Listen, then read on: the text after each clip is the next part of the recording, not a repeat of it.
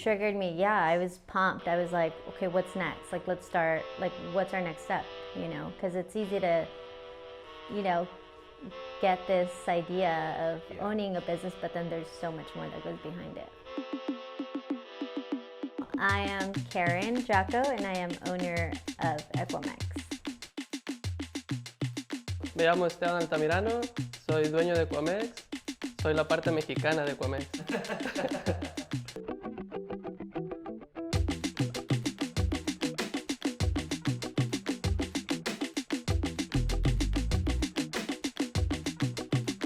Born in Ecuador, and Esteban is from Mexico, Nayarit.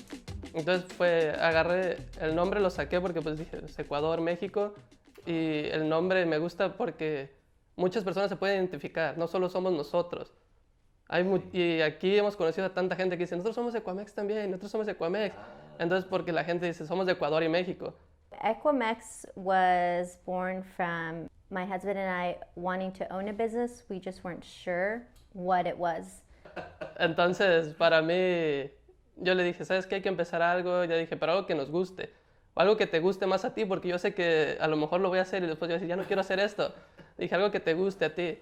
Y ella me dijo que, pues, como trabajamos siempre tiempo completo, la única manera que nos veíamos o teníamos una cita era ir en la mañana a agarrar café. We both come from working in a restaurant industry. So he was the executive chef of a restaurant. I was working the front of the house, general management duties. And so we kind of had the idea on how to run a business. Entonces empezábamos a ir a agarrar café a lugares y fue cuando ella dijo, pues a mí me gusta mucho el café. Y le dije, pues también, ¿por qué no hacemos? Y dijo, yo quisiera tener una cafetería. Y yo dije, ok, nomás yo me quedé con eso, yo no le seguí el tema. Dije, ok, yo solo tengo que ver cómo podemos hacerle para tener una cafetería. So we wanted to have a coffee shop. At the time I was pregnant with Camila. So, and we were still both working. For my birthday, he actually gifted me the logo. So he sent me an email. He was like, go look at your birthday gift.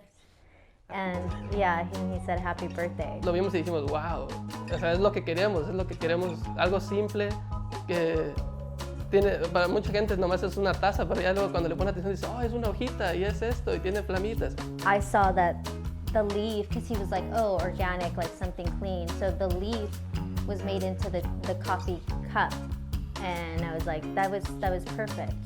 And then, you know, I'm from Ecuador and he's from Mexico, so this is us together. That was the first big step. It was like the logo. We have always been like curious to go try new restaurants and go try like new places to eat and drink coffee.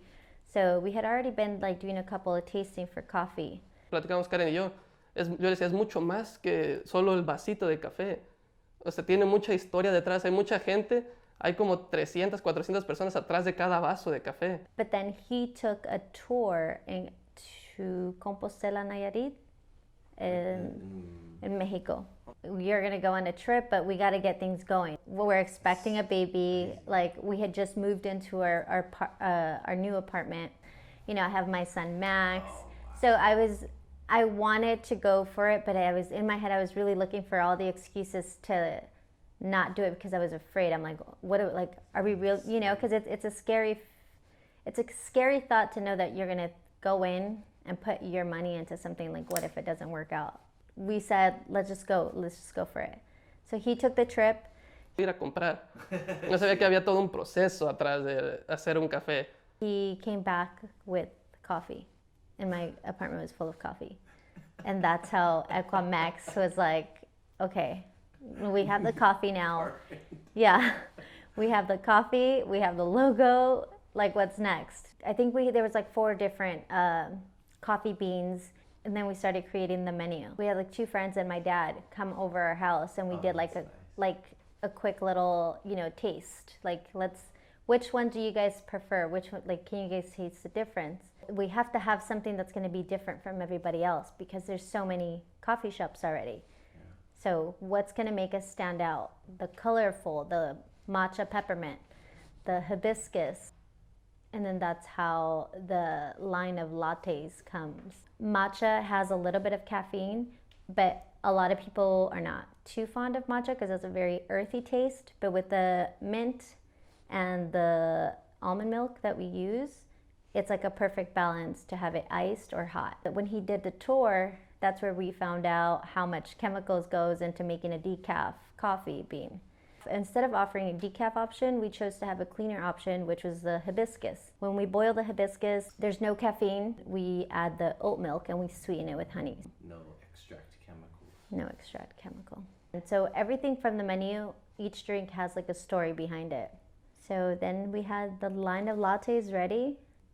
Our first event was a fundraising event for the youth track club for the city of Downey, in Stride. I was coaching part-time, and it was like the perfect push to get out.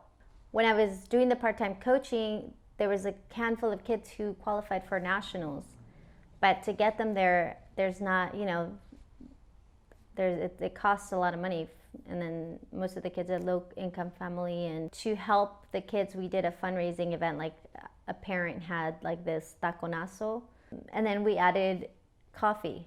So they would purchase tickets, and then they would get like a $2 cup of coffee. So we had the date for the fundraising. We didn't have anything else. So then that's when we start ordering our French press, our pour over, a water heater, because we wanted to be mobile. It was going to be a pop-up, we just didn't know it yet. We were still trying to figure out like, okay, what are we going to do? Like, are we going to set up a table? And I started looking up like wooden mobile bars. There was a bar set up that was just like a wooden picture, and there was another one that was mobile with wheels. And I sent those two pictures over to my dad. And I said, Dad, you got to help me out. We want to be in this event for December. Can you make this happen? Like, can we go look? He's like, yeah, like whatever you guys need. It was so funny. And I'm so glad we have pictures, we have videos of it, shelf that stuck out. Yeah. And then my dad, for some reason, I think because the picture that I sent him had like a metal railing, but I don't think he had the tools to properly cut it. So when on the corner where the metals meet, there was like a little metal that was sticking up. Oh no. So there was a gentleman at the event, because we got everything ready, right? We had the cart, we had, did we have the logo yet? No, we didn't have this yet. So it was just like it was just a cart. And then I think I bought at Michael's a little wooden chalkboard, and I just put like Ecuamex, Instagram, follow us. So there was a gentleman who came up to the cart and, you know, full on rested his shoulder in there, and then he took off, and you just saw his shirt get stuck. Oh my God. Oh no. We were both looking at each other like, what are we doing? Like, is this the idea we had? Our first event was, we were trying to hold the cart so it doesn't fall over. We were trying to make sure people didn't get stuck on that little metal sticking up. It was funny. It was really funny. Sounds like fun. Because we look back and we laugh about it, you know, because I think we forgot like a couple of things that day too. But we did it. There was an event that was going to be happening with one of my old teammates, where small businesses get together, and it's like a pop-up event, right? That's nice. So I said, that's perfect. Like, let's do it. And he's like, no, we're not ready. I was like, no, yes, we are. Like, let's do it. Let's go for it. You felt ready? Yeah. He didn't feel ready? Right. Or? Esteban did not feel ready. He's like, no, we're not ready yet. Like, and I said, yes, we are. Like, we have to go. He's the thinker. He's definitely a thinker. And you're the, let's get it going. Let's just go. We'll figure it out. Yeah, when we like, get there. vamos, we can do it. And he's like, no, no estamos listo. You know? It's a good mix, though. Yeah, it is. It balances it out for sure. Because there's times where I'm like, okay, I need to relax. You know, like, hold on. And then he ends up being right. Like, just. We weren't ready. Yeah, I'm we sure weren't ready. You're right sometimes, too. Oh, absolutely. Most of the time. But so that event was coming up, and we didn't have any transportation for the cart. Let's rent a U-Haul. Oh, that's smart. Okay, that day of the event, we end up going to a location where the U-Haul that I rented wasn't there. It was at another location. We were already 30 minutes into the event. So we ended up just like, I'm so sorry, like, we're just not going to be able to make it. It took that event for us to learn, like, okay, we got to be more prepared, maybe pick it up the day before if that's the route we were going to be using, like a U-Haul for transportation. Everything has been like a learning experience.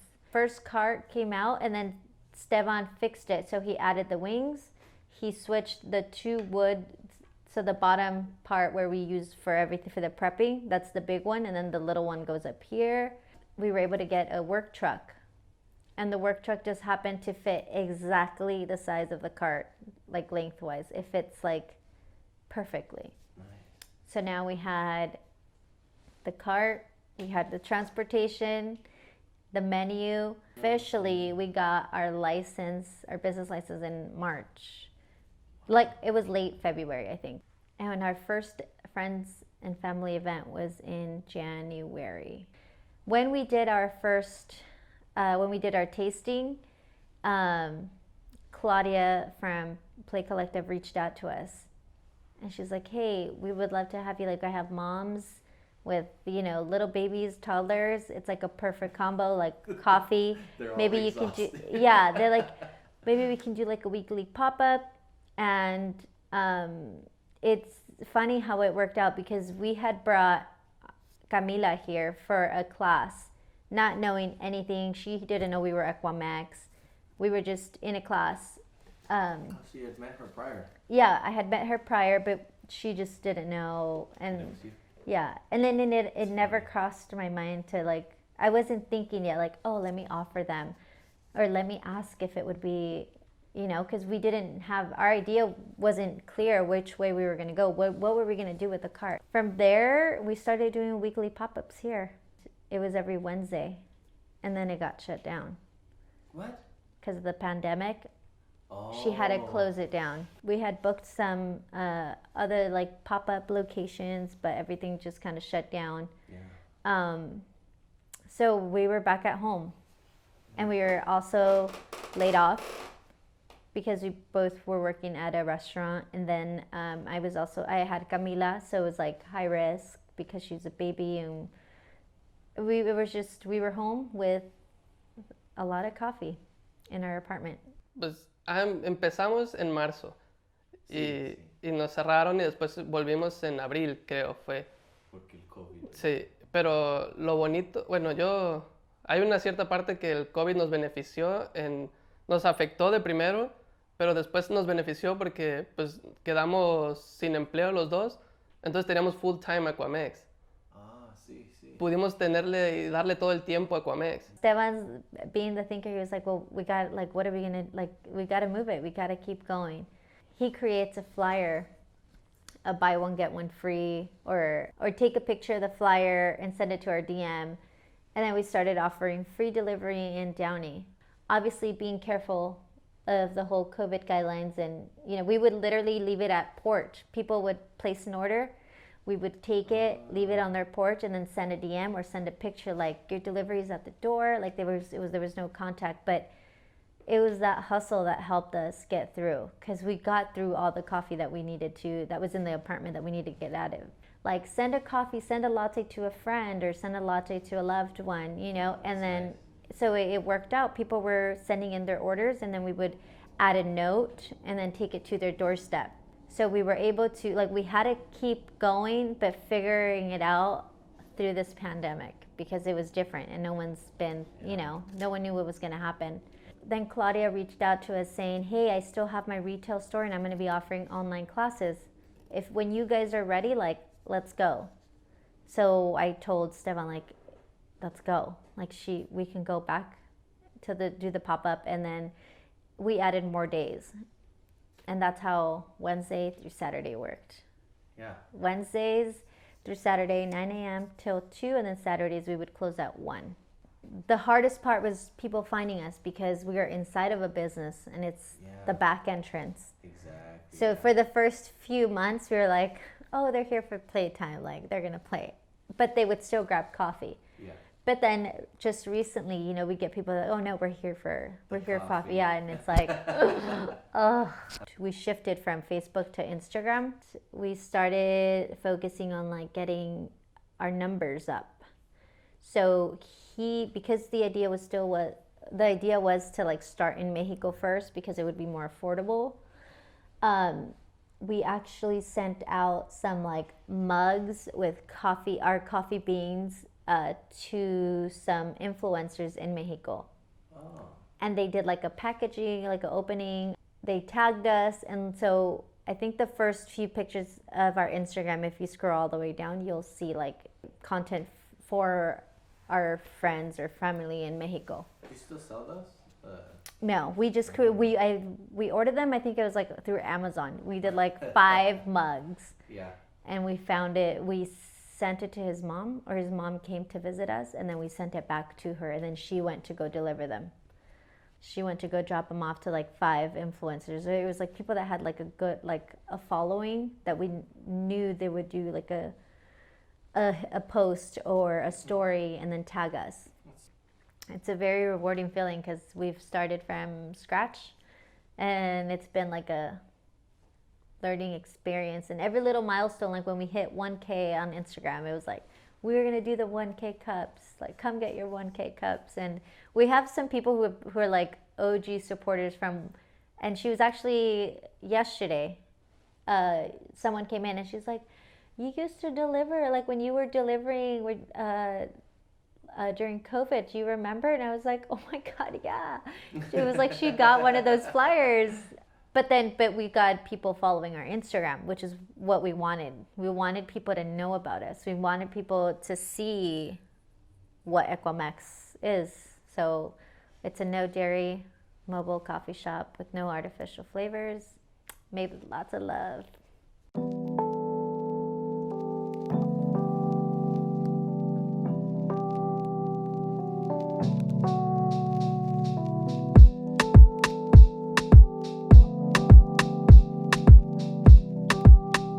Take a step back and like enjoy your coffee, like have your me time. Fue la misión que trajimos nosotros a Ecuamex. Es decir, que las personas puedan valorar tomarse un café, y no solo es quiero mi café, me voy para que me despierte, sino es quiero agarrar mi café, quiero tomar y decir, está rico, y platicar, como nosotros nuestras citas era ir a platicar tomando un café. It's just nice to see when people support the small business, because there's so much more that goes into just pouring you a cup of coffee and like, here, have a good day. I'm always talking to people when they come in. I always want to know, how'd you hear about us? Like what, like, you know, how did you hear, how'd you find us? Uno cuando está acá en Estados Unidos deja de sentir lo que es México en realidad, porque nosotros estamos acá en una burbuja bien bonita. Estamos en una burbuja bien bonita que es, pues todos tienen un carro, la mayoría de personas tienen dónde vivir. Es una vida un poco mejor a la que tenemos en nuestros países. Yo soy de Nayarit y algo yo creo que todas las personas tenemos, siempre queremos ayudar a nuestra comunidad. Una de las prioridades de Ecuamex es, y lo va a ser, ahorita estamos por la pandemia, un poco complicado. Nosotros queremos ayudarle a la familia y crecer con ella. Close to my heart for my family in Ecuador to see and to know that this is like for sure for them. Like my mom and dad are here. I have my aunt that's here, but everybody else is in Ecuador. It's very close to my heart for them to know, like, it's coming soon. We will be launching 2 new locations for January 2020. But we will be here at Play Collective until December.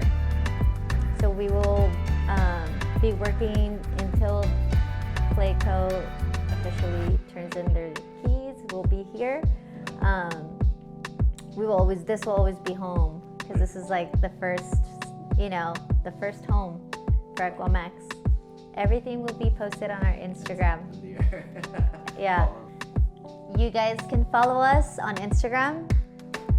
It's Ecuamex_cafe. We'll be posting all of our new locations, our new hours for 2021. And we're just getting started. Boom.